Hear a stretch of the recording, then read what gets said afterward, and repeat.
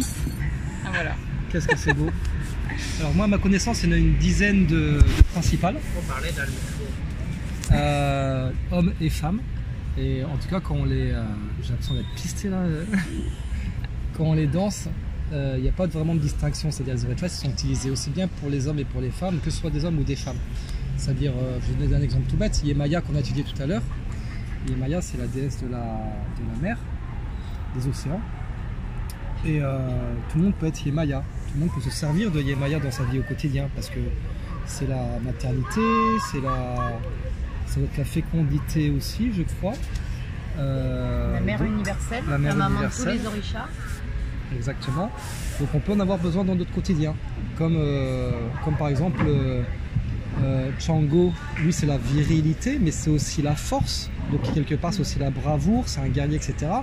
Et de temps en temps, que vous soyez homme ou que vous soyez femme, dans votre quotidien, vous pouvez avoir besoin de Chango pour surpasser une épreuve dans la vie, etc. Ils sont utilisés comme ça, en fait, à chaque moment de la vie. Après, si dans le concret, des couleurs. Des couleurs. On a parlé d'Yemaya. Eh ben vas-y Diana, je t'en prie. Tu veux discuter avec nous Commençons avec Yemaya alors, vas-y. Yemaya, elle est habillée, et Chris me corrigera si je fais une faute. Tu feras pas de faute. En bleu et blanc, vu qu'elle ça représente la mer et l'écume des vagues, etc. Et est-ce qu'elle a des objets? La fertilité aussi. Donc elle a dit qu'elle avait un inventaire en algues. Ah oui. Un inventaire en algues. Ouais, tout à fait. C'est vrai. Et après, elle peut avoir une machette, elle a dit aussi cet après-midi. Je pense que c'est la campagne de Ogun. Dans certains chemins. Non, je suis pas sûr qu'elle ait une machette, ça. Dans certains chemins, certains chemins, elle aide Ogun à... Parce que tous ces orishas, ils sont pas que un truc. Elle a des danses très fortes.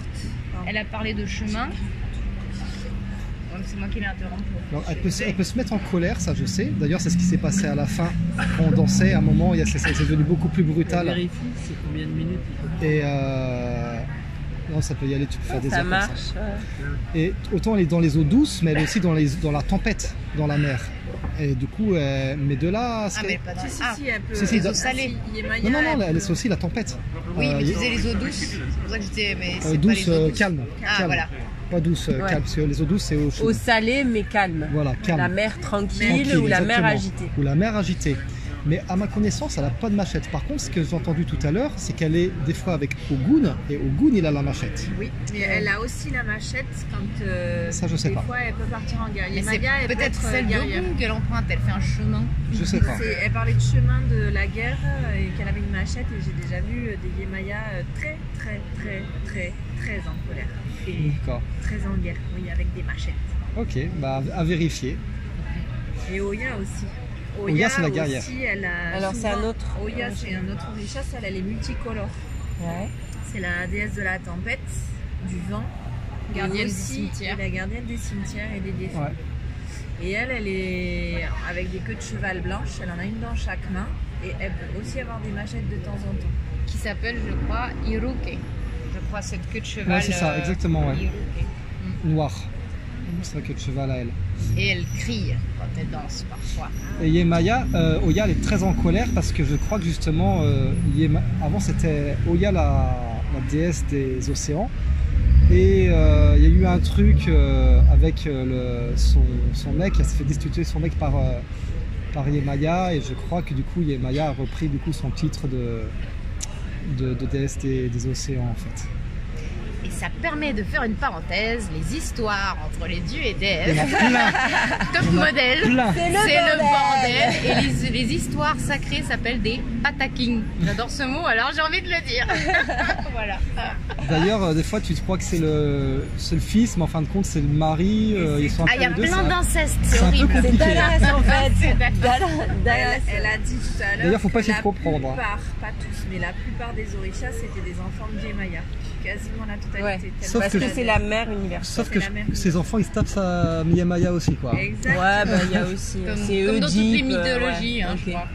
Raconte celui qui saute et qui est enfant aussi. Là. Elegua. Alors, Elegua, il a plusieurs représentations et donc souvent on parle de lui. Il y a des effets spéciaux très recherchés. C'était du slurp de goyave. C'est mon petit Elegua qui Voilà, ça annonce justement enfin moi je dis avatar, mais la représentation qu'il peut avoir, il peut être sous forme d'un enfant espiègle, joueur. Donc dans la danse on saute des fois, et il a dans la main un garabato, ce qui est un bâton de bois crochu. Qui a la forme d'un 1 au final. Et lui, il ouvre et il ferme les chemins dans la gestuelle et dans la symbolique. Donc il passera toujours en premier dans la cérémonie, ce qu'on m'a dit, dans les cérémonies de Santeria. C'est avec lui qu'on commence. Et d'ailleurs, c'est souvent lui.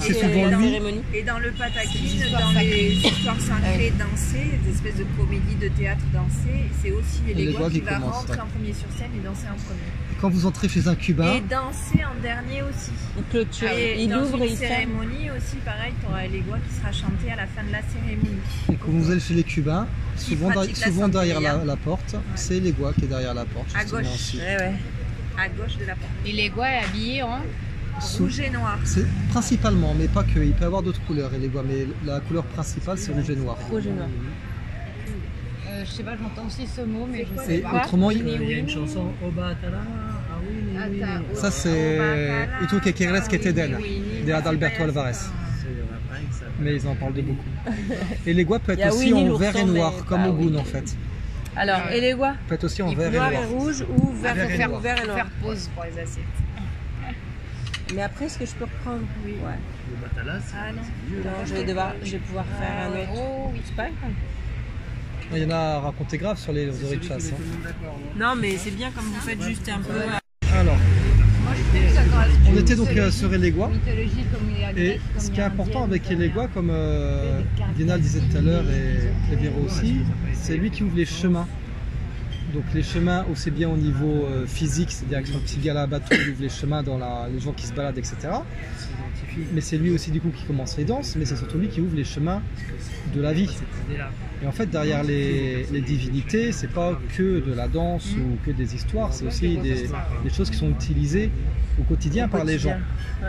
Et comme disait Diana, il est malicieux. Et en fait c'est comme dans la vie, aujourd'hui on a dans nos vies à tous, on a des histoires où des fois on a des trucs qui nous tombent dessus. On pourrait se dire c'est Elegua qui nous met des épreuves, par exemple. Vous voyez ce que je veux dire? Et ça, c'est pour ça que du coup, il transpose en fait toutes les histoires des orichas à nos problèmes de vie. Et de temps en temps, sur les problèmes, ils vont utiliser tel ou tel orichas pour essayer de les résoudre. Ouais.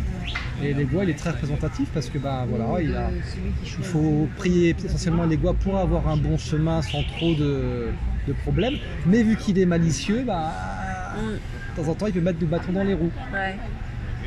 Et Oshun. Et attends, Elegua, et tu demandais tout à l'heure qui c'est qu'ils avaient comme accessoires. Elegua, il a son garabato, des fois il en a deux, il a toujours un petit chapeau. Ouais.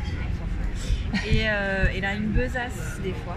Et en fait, dans sa besace, non, c'est l'inverse. Comme si un grand enfant, en fait, des fois il distribue des bonbons. Ah ouais. Et il a toujours toujours un cigare dans la bouche. C'est trop cool, ça sert à tout le monde. Et Elegua, je me demande si il fait pas partie des guerriers, parce que les guerriers, je crois qu'il y en a 3. Il y a Ogun, il y a Ochosi. Pour moi, Chango est guerrier, ça me paraît sûr et certain, mais j'ai l'impression qu'Elegua aussi, il est guerrier en fait. Les guerriers, c'est un peu tous les mâles. Oui, voilà. C'est un peu tous les mecs. Obatala, il n'est pas guerrier. Ouais. Non. Moi, j'avais aussi entendu 3, mais pourtant, et j'ai l'impression qu'Elegua il est guerrier, sauf que pour moi Chango c'est the guerrier par excellence, mais des fois il compte pas dedans, c'est très bizarre. Donc ça j'ai pas trop compris en fait. Ochun, c'est la déesse de la féminité, coquetterie, séduction. Qu'est-ce qu'on a entendu d'autre de Chun? La déesse des eaux douces, donc, les rivières.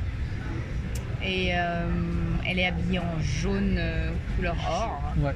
Oui, voilà, par exemple, Yemaya c'est blanc, bleu et argent, et Oshun ça va être jaune, blanc et or. Voilà.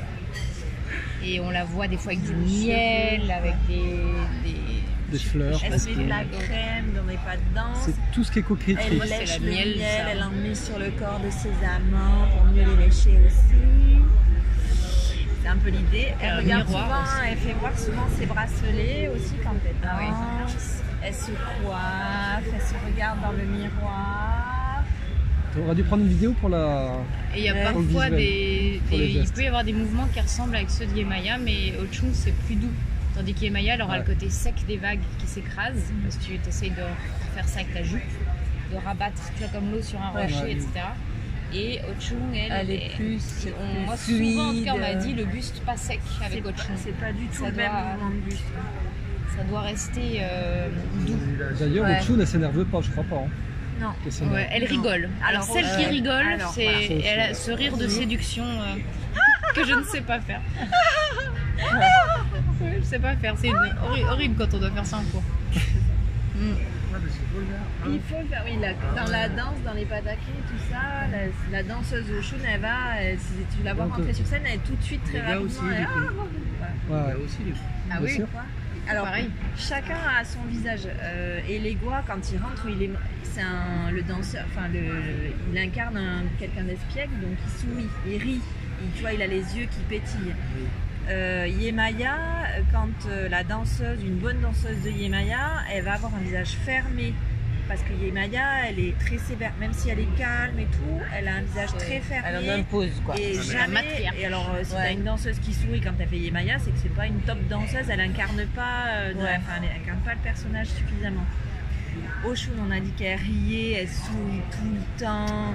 Voilà. Fait sa belle. Ouais. Django, c'est un guerrier, donc il va pas trop sourire non plus. Hein, Il va au voilà. combat, quoi. Mais beaucoup Par de contre, classe. petit Django, lui, il a la langue qui sort. Ah ouais. Oui, il a En guiche. manière- Ouais. parce que Il bon, a guiche et voilà il quoi, est très sexy. il est très séduisant, Django est très séducteur, donc voilà. Bonjour. Django, il s'est tapé toutes les divinités en fait. D'accord. Et, Même sa mère d'ailleurs, je crois. Et Ogun, lui, il est en colère. Enfin, il est en colère. Alors, il a une tête comme ça. Alors, Django aussi, il peut la prendre, cette tête quand il est en mode guerrier. De gonfler les joues, de froncer les yeux, sourcils là, et de gonfler les joues. Et de. Ouais, oui. Ça, on l'a vu. Ouais. Voilà. Ouais, Et comme, ça, Mais c'est même des- celui. comme Ogun, ouais. C'est Django, t'as C'est ça. dit, qui est Ça, j'ai dit séducteur. Oui. Oui. Ouais. Il y avait un gars qui faisait du temps avec la Oui. langue aussi. On Voilà. a vu Et ça. Ça, c'est Django. Ouais. Et C'est- Oya. C'est bien maintenant d'avoir Mais ils les disent codes aussi que parce c'est le qu'on a feu. vu ce spectacle Ils disent sans aussi savoir. qu'il y a des Django, profs qui il disent peut que se la langue sentir. là, c'est aussi pour les flammes, le feu. Ah ouais. Ah ouais. C'est pas que. Ouais. C'est Vu pas qu'on que est le content de côté Django, sexe. également ses attributs, lui c'est une double hache en fait. Une hache À double tête. à double tête. Et aussi, c'est les lieux de la foudre, les éclairs du coup, en plus de la virilité. Django, les tambours. Et lui, il le jeu des attrape les tambours, des éclairs. femmes. Et il les met dans son sexe. Il les Et les- attrape, tout ouais. ce qu'on faisait là, attraper devant, derrière machin, et il les met dans son sexe pour devenir encore Plus viril. puissant, plus viril. Ah. Et plus- tous les mouvements, il a une espèce de jupe qui s'appelle Bante et il vient toujours soulever un peu ça, enfin se toucher beaucoup. Tout bien. Et donc Dieu aussi des tambours, Dieu des femmes, Dieu de la il y a fête, plein de elle choses. nous a dit, De la Django. fête, du feu, c'était du feu. De la fête aussi. Ouais. En tout cas, moi je l'ai entendu, j'ai l'impression que c'était une correction. Quand elle a voulu dire fête, quelqu'un lui a dit non feu. Mais bon, bref, ok. Et si on n'a pas parlé des couleurs, c'est Il se rouge pose et des- blanc il pour se pose Django. une couronne, Rouge et là, blanc. quand il danse. Rouge et blanc Django, ouais. Il a des mouvements où il vient se friser la moustache. Oui, tout à Quand fait, il a une danse, moustache. Il prend sa couronne, il se la pose. D'ailleurs, Django, ça. Django. d'ailleurs, c'est une très bonne question ça, parce que les Orishas, Ok. par rapport à la moustache, moi je me suis toujours posé la question parce que les Orishas, a priori, donc ça vient des Yoruba, donc peuple noir d'Afrique de l'Ouest. Ouest, Or, les nigérien. moustaches, Ouais. Ils sont souvent. Oui, mais après, il y a eu tout un. c'est plus. La danse, non, elle n'est pas telle quelle Et, elle n'a pas arrêté d'avancer. alors, je crois quand même que les divinités, ça a très peu bougé depuis. Bah, il y a eu les mélanges avec le catholicisme, il y a eu Oui, mais beaucoup par de rapport choses au qui sont Django, tout ça, passées. c'est vraiment Ils ont très parlé ancien, hein. du Nigeria, mais Yoruba, c'est pas que le Nigeria. C'est pas que les Nigeria, tout à fait. Il y a une Tout à fait. vingtaine de pays en Afrique qui Ouais, parce que parlent c'est un de très, Yoruba, très grand quoi. peuple. Ouais. Je dis, ouais, je suis loin du compte. Ouais, il y a le Mali aussi, il doit y avoir le C'est un Niger, dialecte il doit y avoir de Wolof ou plein de trucs. Ouais. Mais alors, se friser les moustaches, c'est quand même très... Ça vient pareil, ça vient des colons Je sais pas, ouais, européens. c'est bizarre. Ça, c'est très étrange. C'est Je me suis posé la question. de toute façon, les dansorichas qu'il y a à Cuba, elles ont évolué complètement différemment. Ils sont partis, les Africains, les esclaves, et pendant 400 ans, ils sont restés sur l'île de Cuba, ils sont pas rentrés pour voir comment leurs potes, ils n'ont pas vu des vidéos de de ce qui se faisait encore Ceux qui sont en nés sur Afrique, l'île. au Bénin. Enfin, moi j'étais au Bénin l'année dernière, du coup c'était un peu ça qu'ils nous racontaient, et que forcément la danse ici elle va évoluer d'une façon, elle s'est vraiment mélangée. Enfin, je veux dire, ils étaient sur une île, ils n'avaient pas le choix que de vivre avec leurs colons. Ils ont plutôt bien, enfin je sais pas, je dirais ça comme ça, mais ça s'est plutôt bien mélangé. C'est pas le cas en Afrique. En Afrique ça s'est pas mélangé. Les colons sont restés des colons, c'est ça que je veux dire. Ici, ça a fini par faire des mélanges, etc. Et puis il n'y a plus personne qui dit, comme en Martinique. En Martinique, il y a encore des gens, on dit il y a des béquets, c'est des familles de colons qui se sont plutôt pas trop mélangés. Ici, ça s'est atténué et on voit plus. La pause.